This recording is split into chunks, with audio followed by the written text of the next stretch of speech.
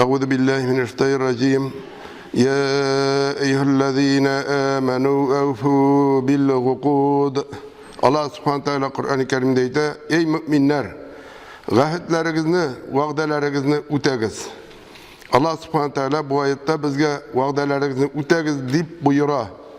Va'dada turu, eytken sözünü ütev, kişi için dünyada da ahirette de zor ehemmiyetke iyi.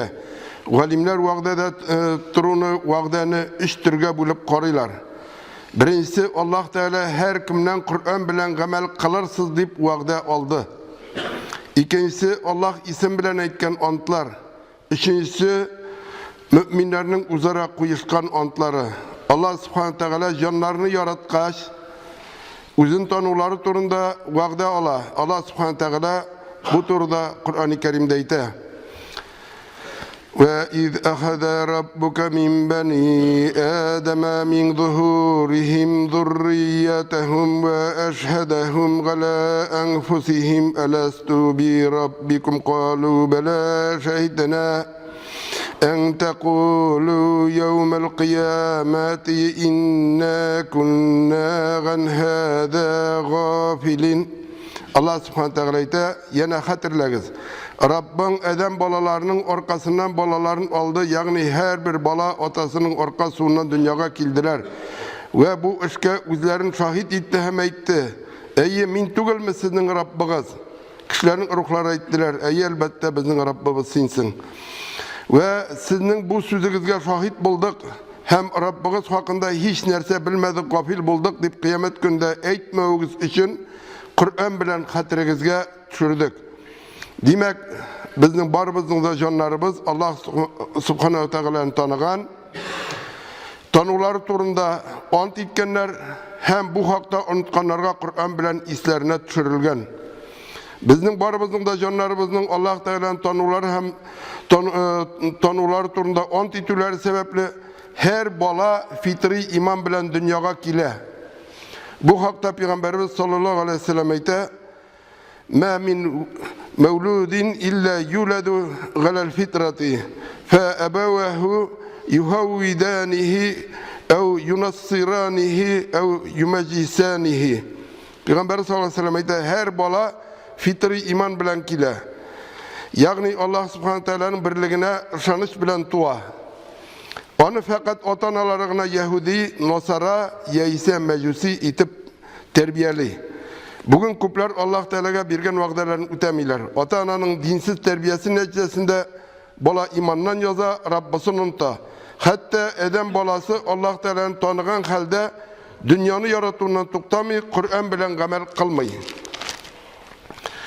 Va'danın ikinci türü bulup Allah subhanahu teala'nın ismi bilen eğitilgen antlar nazirler tura. Yani birinci türü Allah subhanahu teala her biri bizning canından ant algan, tanı ismeyin deyip. Canlarımız ant etkenler, tanıyız deyip. Bu birinci türü. Şu sebeple her bala dünyaya fitri iman bilen tuğa. Onu fakat otanasına terbiyeli. Hem ikinci türü eğitip gitilgenlerden. Allah Teala'nın ismi bilen eğitilgen antlar, nezirler tura.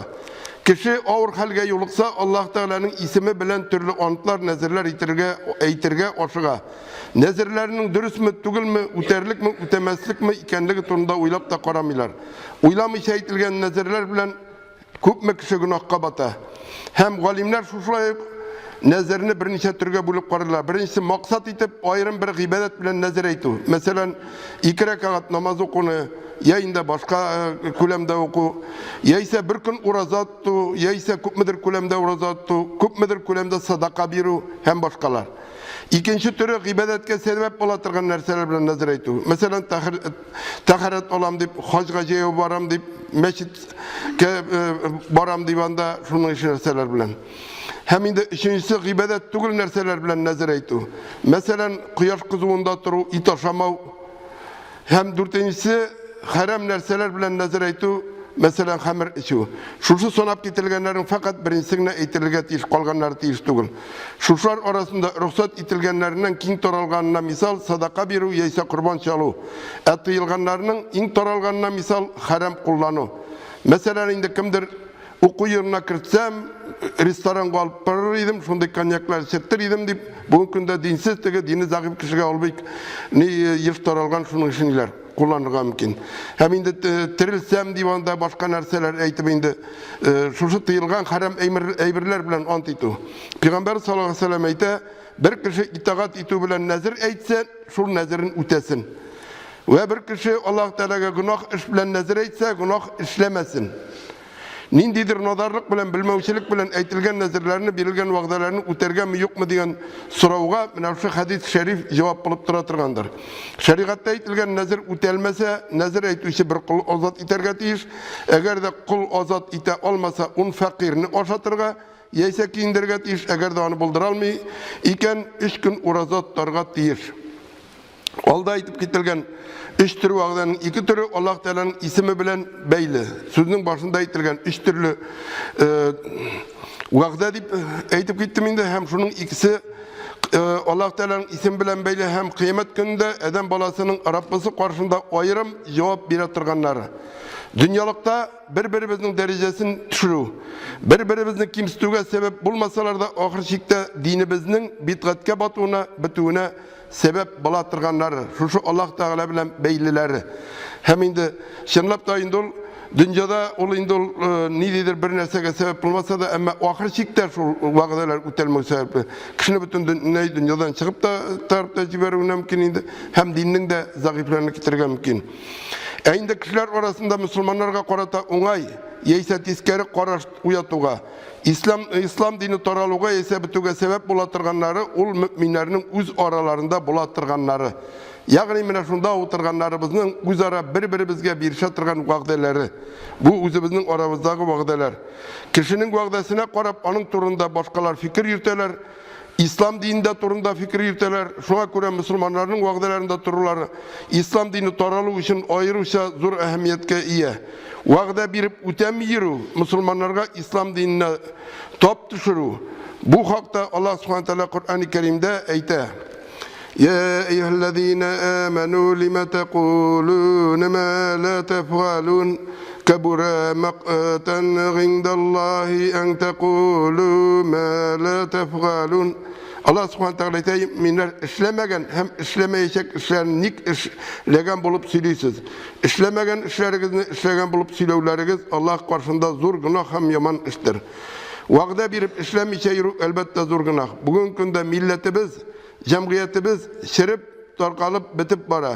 Küpler için İslam, Müslüman diyen sözler mayak bulup ışanı şaganağı bulup dura. Kişi şu sözünü kişilerinin sözlerine min Müslüman deyip eytkenleri işinine ışana. Hem indi kimlerdir?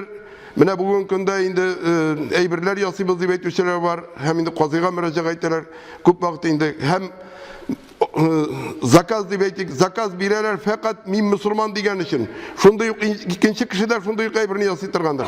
Yok ışanıp bireler manarga. Hem ahirçikte bu ütemeyi, hem de şu vakıda ütemeyi Müslümanlar arasında, uzun Müslüman deyip otakanlar arasında ol İslam dinine top düşüre. Kişi bugün günde min Müslüman diyen sözge eli zor beye bire, küplerimiz arasında. Hem şunlarga göre de mine şu ışanışını yugaltmasak idi. Hem inde min Müslüman deyip birilgen vakdelerini üterge tırışsak idi. Hem inde eğer de mine şu vakdeler ütelmese, bu İslam dininin bütüne kişilerin İslam dininden şiddetliğine bir sebep bula. Şit medreselere yerde mitabizli vaqda bir işi türelerinde kupkurga turkile. Hem indi şularga şan ersedir qarıysın, başlıysın. Hem ahir şikte indi bir nidi şanış vaqda ütelme geçtin, indi köngüller tüşe. Hem indi bir dini bulup kılanganlar ahırda iteler Allah nasip etmez diyen söz bilen aklanıga tırışalar. İndi bir uzun Müslüman sanıp da namazga basıp da amelleri bilen vaqdasizlikte kolayken Allah saklasın ol kişi münafiklardan sanalır. Bugün mullalarga beyanı türelerden suri buluga qarap bireler. Hem indi mine eytile indi. Nidamında vardır indi baylarımız da vardır indi muhtaçlarımız da var indi jıyılgan bütünümüz de jıyıldık, bütünümüz de Allah Teala karşısında gıybetke deyip bastık. Şuna göre baylarımız bay deyip tekebirlenmesek idi. Hem sikile şuşu nilerden eytileyindi soruyu bilsen bireler diyen gıberelerde yürü. Hem mena şuşlar hakkında Muhammed İbni Zeyd'den rivayet kılına kişiler Abdullah İbni Ömer radıyallahu anh'a eyttiler. Biz sultanlarımız yanına kirebiz. Hem onlar karşında bir nerse çıkkaş ikinci nerse söyleybiz. Abdullah İbni Ömer eytti. Peygamberimiz sallallahu aleyhi ve sellem vaktinde bu nerseni münafıklık deyip atı idik dedi. Hem indi mine bu şuşu kileyindi. Mine etken şeyin üzerimize türlerimiz var diye ettim. Kişi arasındağına kişi kursun deyip yine zor vaqdeler birge kirek değil. Hem indi nişik var şulay söyleşirge kireyken yok deyip indi var iken var deyip. Hem dünyanın az malına aldanıp ütelmeyeceğin bile turup yolgan vaqdeler birge aşıkmasak idi. Peygamberimiz sallallahu aleyhi ve sellem eyte münafıklıkның bilgisi üçtür. Söylese yolganlığı, vaqda birse vaqdaсын boza, üzerine ışanıp topşırılğanğa hıyanet ite.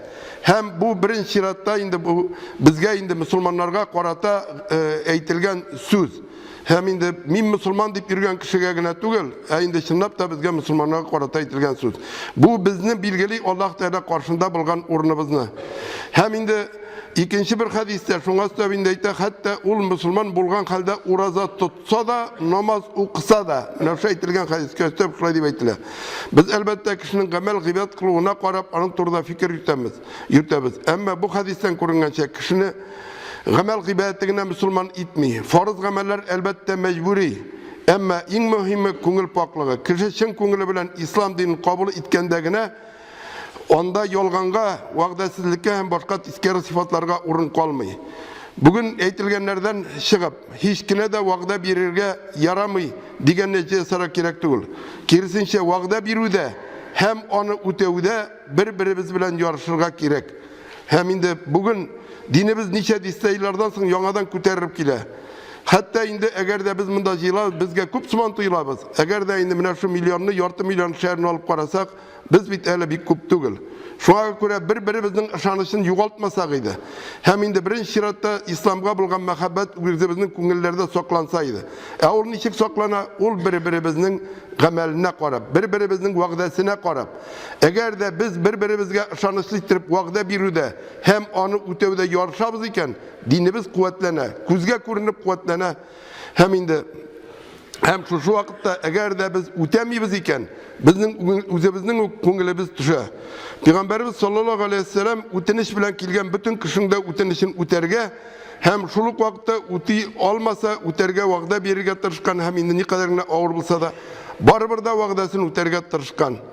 Hem indi miladi yıl bilen İsa bilen 628 yılda Mekke müşrikler bilen Medine Müslümanlar arasında Hudaybiye yarında bir kilişu tüzüle. Bu kilişu boyunca Müslümanlar yağına kuşkenlerini koytarıp birinin mecburiliği Müslümanlar yağından girisince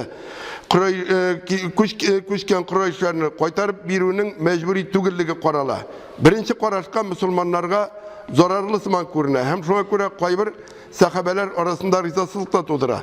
Ama indi Peygamber sallallahu aleyhi ve sellem indi şu kilişun tüzü hem indi şu kilişunu tüzgende Mekke müşrikler yağından Suhayl bin Emir isimli kişi bula hem indi Müslümanlar yağında bulgan ulu Ebu Cendal'ini koytarıp birülerin sürüy. Mekke'de Medine koşmasın için kul ayakların ulu indi şılbırlar bilen yapkan idi. Ama Ebu Cendal nişikte joyun tabıp Medine'ye koşup gile. Hem indi Ebu Cendal ne kadarına mini bir mevzi beytüne koramastan onu bireler, Mekkelilerge etisine birip jibereler. Hem indi Ebu Cendal eyte Mekkeliler dinimizge düşman, mini düşman koluna kaldırmağız deyip yol vara.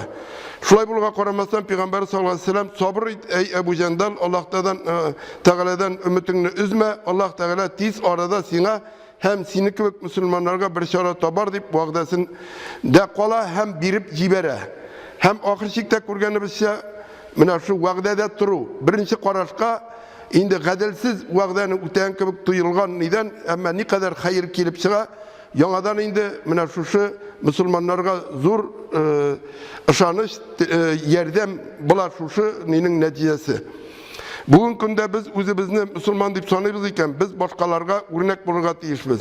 Başka kişinin yokşulukka ündevden elik özümüzni terbiyelerge kerek. Peygamber sallallahu aleyhi ve sellem ayta vaqdada turu imandan di, imanlı meddelerden bulsak idi, birgen vaqdalarımızı bozmasak idi.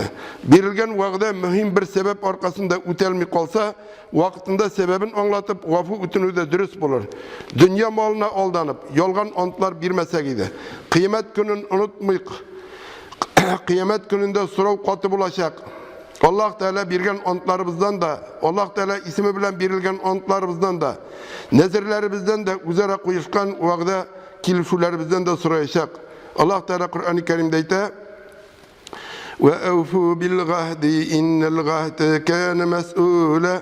Vaqdalaringizda turunuz. Elbette kişi kıyamet gününde birgen vaqdasından sorulacak. Hem indi şınap da biz mine köp bir vaqt indi özümüzni vaqazlarını matur söyleybiz bir-birimizge. Hem indi mine şu vaqda meselesine kelgende köpler bik jingil qaraylar vaqda birgende.